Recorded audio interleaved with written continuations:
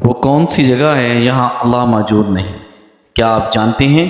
حضرت علی رضی اللہ تعالی عنہ سے پوچھا گیا اب تک کا سب سے مشکل سوال۔ یہودیوں نے حضرت علی رضی اللہ تعالی عنہ سے پوچھا کہ بتائیں یہاں خدا نہیں ہے۔ بسم اللہ الرحمن الرحیم۔ ناظرین، اللہ تعالیٰ نے حضرت علی رضی اللہ تعالی عنہ کو عقل و خرد کی اس قدر رافع و اعلیٰ صلاحیتوں سے نوازا تھا کہ جو مسائل دوسرے حضرات کے نزدیک پیچیدہ اور غیر حل شدہ سمجھے جاتے تھے، انہیں مسائل کو وہ آسانی سے حل کر دیتے تھے۔ اکابر صحابہ کرام رضوان اللہ علیہم اجمعین ایسے اوقات سے پناہ مانگتے تھے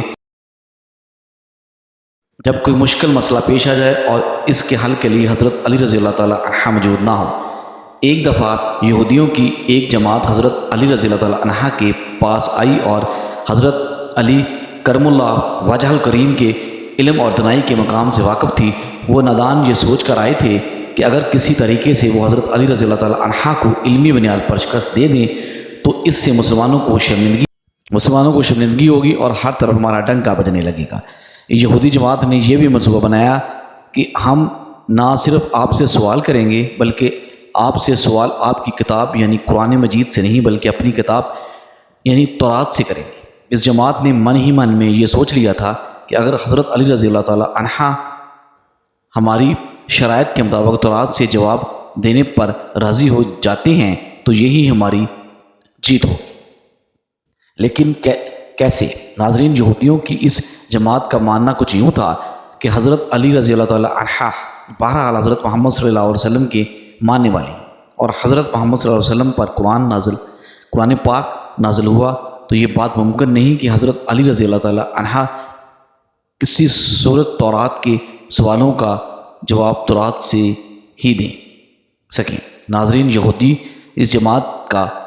یہودیوں اس کی جماعت کا سربراہ جس کا نام راس الجالوت تھا، اس کی زیر قیادت یہ جماعت حضرت علی رضی اللہ تعالیٰ عنہ کے پاس آئی تھی۔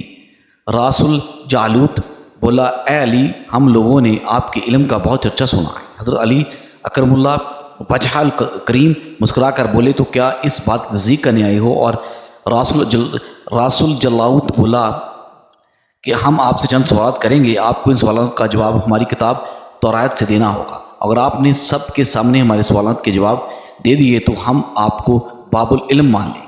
حضرت علی کرم اللہ وجہ الکریم نے مسکرا کے جواب دیا، میں فی الحال اس بات سے بالکل غافل ہوں کہ تم لوگ کیا سوالات کرو گے اور تم کیا سوچ کے آئے ہو۔ اگر میں تمہارے سوالات کے جواب دینے میں کامیاب ہو گیا تو کیا تم لوگ دین اسلام قبول کرو گے؟ یہودی اس بات پر وعدہ ہو گئے کہ اگر ان کے تمام سوالوں کے جواب انہیں تورات سے مل گئے تو وہ یہودی مذہب چھوڑ کر اسلام قبول کر لیں گے، اور یہ اس بات کی دلیل ہوگی کہ جن سے آپ نے علم سیکھا ہے وہ یقیناً اللہ کی طرف سے بھیجے گئے سچے نبی ہیں۔ ناظرین، اب تمام معاملات طے پا چکے تھے اور پورا مجمع خاموش ہو کر بیٹھ چکا تھا۔ سوالوں کا سلسلہ شروع ہوا۔ یہودی عالم راس الجالوت نے مجمع کی جانب دیکھا اور علم کے تکبر سے بھرپور لہجے میں سوال کیا، اے علی، یہ بتائیں کہ وہ کون سی چیز ہے جو خدا کے لیے نہیں؟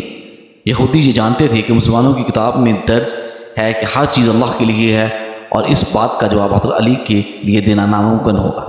مجمع میں بیٹھے تمام افراد سوچ میں ڈوب گئے کہ کائنات میں کوئی ایسی چیز ہے جو اللہ کے لیے نہ ہو۔ تب حضرت علی رضی اللہ تعالی عنہ نے بغیر کسی توقف کے فرمایا کہ تم جاننا چاہتے ہو کہ وہ کون سی چیز ہے جو اللہ کے لیے نہیں ہے، تو اس کا جواب ہے شرک۔ اللہ ہر قسم کے شرک سے پاک ہے۔ تمام مجمع جو بیٹھا سن رہا تھا بے ساختہ واہ واہ کہہ اٹھا۔ ناظرین، اب راس الجالوت نے دوسرا سوال کیا، اے علی، یہ بتائیں وہ کون سی جگہ ہے یہاں اللہ موجود نہیں؟ حضرت علی نے اس کو فوراً جواب دیا کہ اللہ تعالیٰ ہر جگہ موجود ہے۔ اس پر راس الجالوت بولا، اس سوال کا جواب آپ ہمیں ہماری کتاب سے دیں۔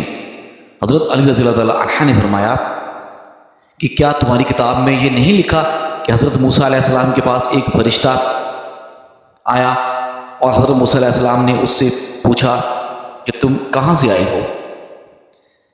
تو اس نے جواب دیا کہ میں 7ویں آسمان سے آپ کے پاس حاضر ہوا ہوں۔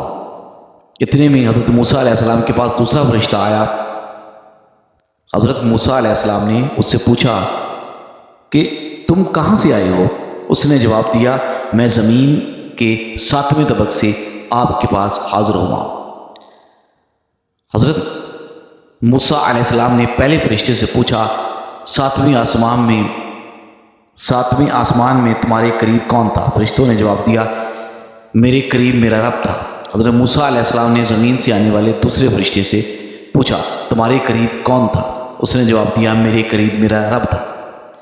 تو اس سے یہ معلوم ہوا کہ بلندیوں کی انتہا ہو گہرائیوں کی انتہا اللہ رب العزت ہر جگہ موجود ہے۔ ناظرین، راسل جالوت اب تھوڑا گھبرا گیا تھا یہ دیکھ کر کہ حضرت علی رضی اللہ تعالیٰ عنہ نے اس سوالوں کے جواب اس کی کتاب سے ہی دیے تھے۔ اب اس نے حضرت علی رضی اللہ تعالیٰ عنہ سے تیسرا سوال پوچھا اے علی یہ بتائیں کہ وہ کون سی چیز ہے جو خدا کے قریب نہیں ہے؟ حضرت علی رضی اللہ تعالیٰ عنہ نے فرمایا کہ ظلم ایک ایسی چیز ہے جو میرے رب کے قریب نہیں ہے۔ ناظرین، اب راسل جالوت نے بے درپیش شکست کھانے کے بعد اپنے سوالوں کا زاویہ بدل لیا۔ اب اس نے علمی سوال کی بجائے تاریخی اور سائنسی سوالوں کی طرف اپنا رخ موڑ لیا اور بہت سے تکبر بھرے انداز میں اس نے پوچھا اے علی اس چشمے کا نام بتائیں جو زمین پر پہلی مرتبہ جاری ہوا۔ حضرت علی کرم اللہ وجہ الکریم بولے کہ اس چشمے کو چھوڑیے، پہلے یہ بتائیں کہ تمہارے دل میں کیا ہے؟ تمہارے دل میں یہ ہے کہ یہ وہ چشمہ بیت المقدس کے ایک چٹان کے نیچے ہے۔ راس و جلاد کے منہ سے بے ساختہ نکلا تو حضرت علی بولے کہ آج اپنی اصلاح کر لو، کیونکہ زمین پر بہنے والا پہلا چشمہ وہ نہیں جسے تم لوگ سمجھتے ہو، بلکہ زمین پر بہنے والا پہلا چشمہ جو ہے جس سے حضرت خضر علیہ السلام نے پانی پیا، وہ چشمہ ہے جس سے آب حیات جاری ہوا۔ ناظرین، راسل جالوت اب مزید گھبرا گیا تھا۔ اس نے اسی گھبراہٹ میں حضرت علی رضی اللہ عنہ سے ایک اور تاریخی سوال کیا اے علی یہ بتائیں وہ کون سا پتھر ہے جو آسمان سے پہلی دفعہ اتارا ہے؟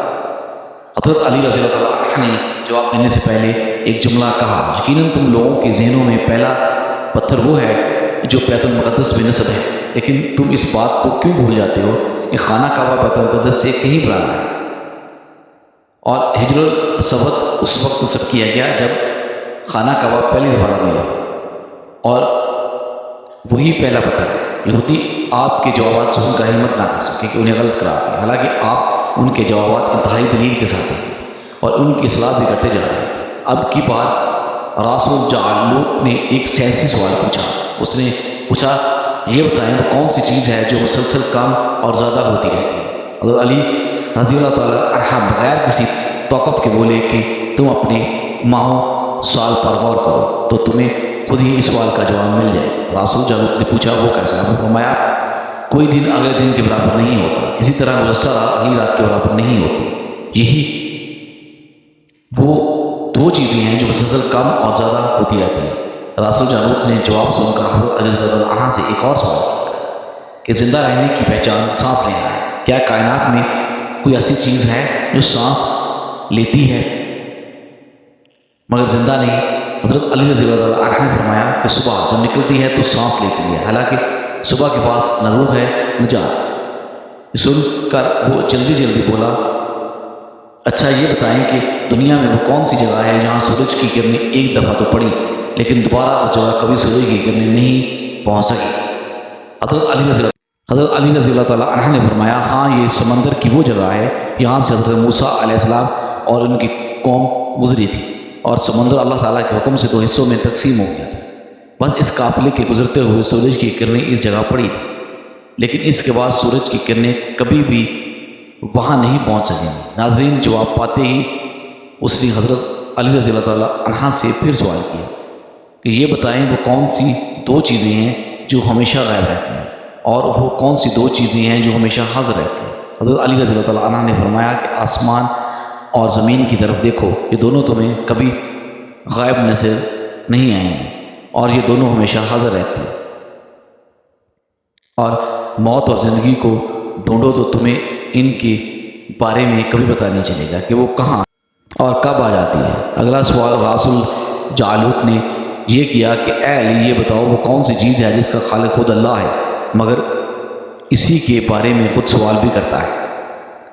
حضرت علی رضی اللہ عنہ ولی حضرت موسیٰ علیہ السلام کے عصا کا خالق خود اللہ ہے، اور اس عصا کے بارے میں اس نے خود حضرت موسیٰ علیہ السلام سے سوال بھی کیا اور پوچھا کہ موسیٰ یہ آپ کے ہاتھ میں کیا ہے؟ پھر اس نے اگلا سوال کیا کہ بیت اللہ کا طواف تو توضیح حیات کرتی ہیں، لیکن اس بے جان چیز کے بارے میں بتائیں جس نے بیت اللہ کا طواف کیا۔ حضرت علی رضی اللہ تعالیٰ عنہ وجہ الکریم بولا، توقف بولے کہ کشتی نوح ایک ایسی بے جان چیز ہے جو طوفان کے دوران اس مقام پر پہنچی یہاں بیت اللہ ہے، تو اس نے اس کے گرد 100 چکر لگائے۔ راسل جالوت نے باب العلم حضرت علی رضی اللہ تعالیٰ عنہ سے کئی سوال کیے اور تمام کے جواب آپ رضی اللہ تعالیٰ عنہ نے بالکل ٹھیک بلا توقف دیے۔ تو مجمع میں بیٹھے ہوئے ایک یہودی بولا کہ حضرت دنیا میں ہر شخص سوچ کے جواب دیتا ہے، لیکن آپ تو ہر سوال کا جواب بلا توقف دے رہے ہیں۔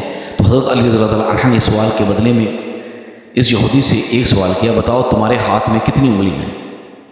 اس نے فوراً جواب دیا 5۔ حضرت علی رضی اللہ عنہ نے فرمایا تو نے بھی تو فوراً مجھے سوال کا جواب دے دیا۔ یہودی نے کہا یا علی یہ کیسی بات ہے، مجھے معلوم ہے کہ میرے ہاتھ میں 5 انگلیاں ہیں۔ یہ سن کر حضرت علی رضی اللہ عنہ نے مسکراتے ہوئے کہا مجھے بھی یہ سارا علم ایسے ہی معلوم ہے جیسے تمہیں یہ معلوم ہے کہ تیرے ہاتھ میں 5 انگلیاں ہیں۔ یہودی نادان نہیں جانتے تھے کہ باب العلم کے پاس کائنات کے رازوں کا علم ہے، لیکن جب انہیں تمام سوالات کے جواب ٹھیک مل گئے تو راسل جالوت سمیت تمام گروہ نے کلمہ پڑھا اور سب کے سب دائرہ اسلام میں داخل ہو گئے۔ ایک دفعہ ایک شخص نے وصیت کی کہ اس کے 17 اونٹ اس کے 3 بیٹوں میں اس طرح تقسیم کیے جائیں کہ میرے بڑے بیٹے کو کل تعداد سے آدھے اونٹوں میں، درمیانی کو کل اونٹوں کا تیسرا حصہ، جبکہ سب سے چھوٹے بیٹے کو کل تعداد کا 9واں حصہ ملے۔ اس شخص کے وفات ہو جانے کے بعد شہر بیر کے صاحبان دانش بیٹھ کر سوچتے رہے کہ وصیت کے مطابق اونٹوں کی تقسیم کیسے کی جائے۔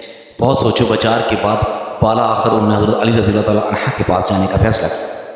مسئلہ حضرت علی رضی اللہ تعالیٰ عنہ کے پاس پہنچا تو آپ نے فرمایا میں یہ تقسیم کر دوں۔ آپ رضی اللہ تعالیٰ عنہ نے ایک اونٹ اپنی طرف سے کل تعداد میں مستعار، آپ کل اونٹ 18 ہو گئے۔ پھر آپ رضی اللہ تعالیٰ عنہ نے یوں تقسیم فرمائی کہ جسے کل اونٹ 18 ہوئے تو پہلے بیٹے کو کل اونٹوں کا آدھا حصہ 9 اونٹ دے دیے، درمیانے بیٹے کو 1/3 6 اونٹ دے دیے اور تیسرے کو 9واں حصہ 2 اونٹ دے دیے۔ اس طرح کل اونٹ تقسیم شدہ 17 ہو گئے۔ اس کے بعد آپ رضی اللہ تعالیٰ عنہ نے اپنا ادھار دیا ہوا اونٹ واپس لے لیا۔ یہ تھی ناظرین حضرت علی رضی اللہ تعالیٰ عنہ کی ذہانت کہ جس کے سامنے کوئی بھی بات ناممکن نہیں تھی۔ اللہ پاک ہمیں بہتر عمل کرنے کی توفیق عطا فرمائے اور ہمیں نیک کاروں میں شامل کرے، آمین۔ ملتے ہیں ایک نئی ویڈیو میں، اللہ حافظ۔